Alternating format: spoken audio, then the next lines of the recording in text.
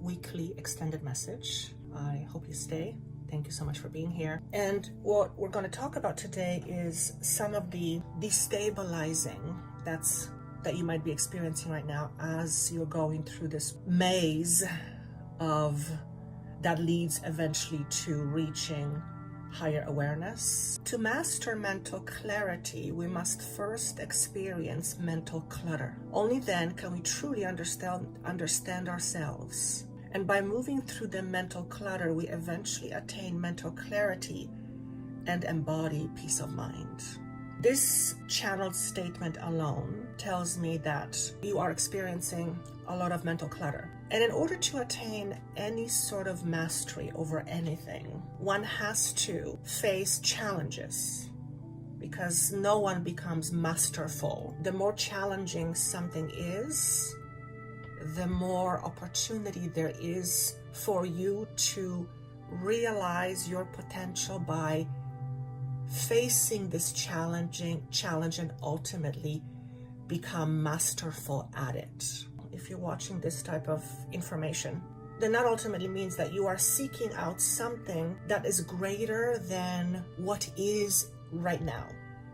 Not because what is right now is necessarily bad or the way you see yourself is not good. No, it just means that what you are experiencing right now and what your perception is of right now is merely a temporary set of awarenesses that you hold about something or someone, including yourself. And there's always something more beyond that. And I'm hearing that many of us are wondering, what is my purpose? What is my purpose? What is my purpose? And what I'm being asked to say is, what if your purpose was to experience yourself, to allow yourself to experience more than what you are currently experiencing? And we cannot experience something more unless we change the very aspects that we are defined by. To experience something outside of the box, we have to remove ourselves out of the box and move beyond the box. And all of this leads to higher understandings of ourselves, or higher understanding of ourselves and the world. And we live in a world of polarity. In order to experience something, we first have to experience something that is not that. In other words, in order to understand what is wet, we first have to have the experience of what is dry. Otherwise, we don't understand what wet or dry is. So you are likely swinging back and forth between two extremes right now, having really high days and really low days. There are moments where I feel completely full of love and alive and full of inspiration, to literally within an hour go plummet down and feel like I want to hide into my cave, close the door, hide myself, go to sleep and not do anything. I'm going to show you the energy right now. So we are in the energy of transition. And to be in an energy of transition simply means we are transiting. It's something that is on the way to something from somewhere. The frequency of transition supports our deep understanding of the ever-changing nature of existence and our lives, so that we can learn to let go, surrender to the process, and allow transition to occur with ease and grace. The harder we try to hold on to things as we go through this transition, the more drastic the pull feels, the more resistance we experience. But we are essentially always moving.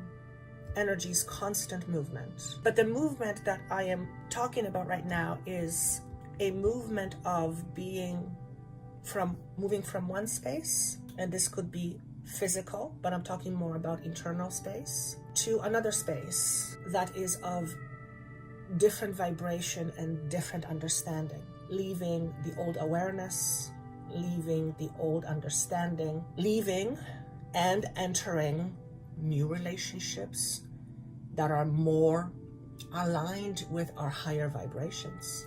When I talk about leaving old truths behind, we are basically starting to question what we used to believe in, question our motives, question our hidden agendas, question our abilities, we begin to realize that there is more to what we used to call our real, that there is more to what we used to hold on to as our foundation. And in this process of transitioning out of the old, we move through a space that is very uncomfortable, because that space often denotes the feeling of not knowing who we are and where we stand. All this really is leading us to a newfound awareness, a space where what we believe in is so much more and so much greater than what we are used to believing in, or what we used to call our truth or our real. And the deeper you go in terms of all the different layers, the more appreciation you will have for who you really are as a human being. You're essentially embodiment of all that is in a physical body, having a physical vehicle, with a whole bunch of rules and sets of understandings. And there's layers upon layers and layers and layers. And each of those layers holds a certain truth about something. I am pretty certain that many of you listening to this are probably experiencing hardships on many levels.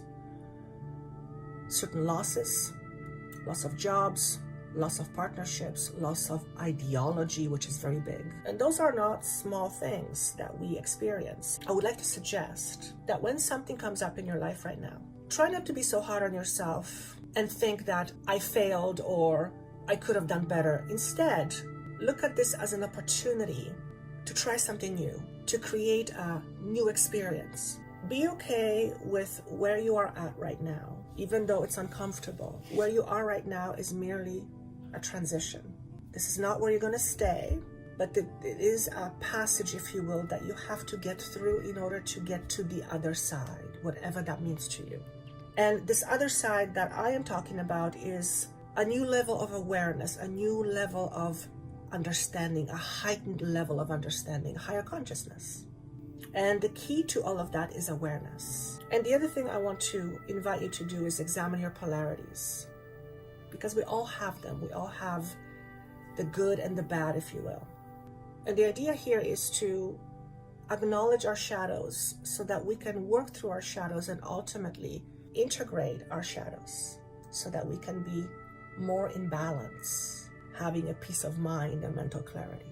I'm going to show you a card here. Look at this beautiful depiction of freedom, the symbol of yin and yang, which is duality, the black horse and the white horse.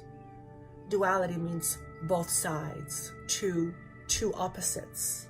What are some of the aspects of yourself that you try to separate yourself from, that you deem as bad? There's always a good reason for our shadows to be there. Our shadows are very powerful. And when we begin to look at our shadows as our allies rather than our enemies, then we ultimately become much more powerful.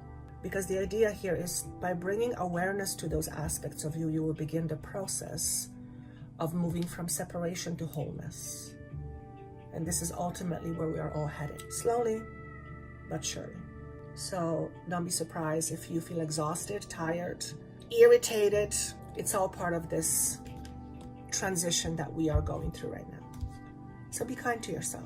Do the best you can with what you've got. And ask for guidance, whether it's guidance from the universe, a guidance from a physical person. What I'm hearing is we're all here for you. So I wish you a wonderful week, and I look forward to seeing you again. Take care. Bye-bye.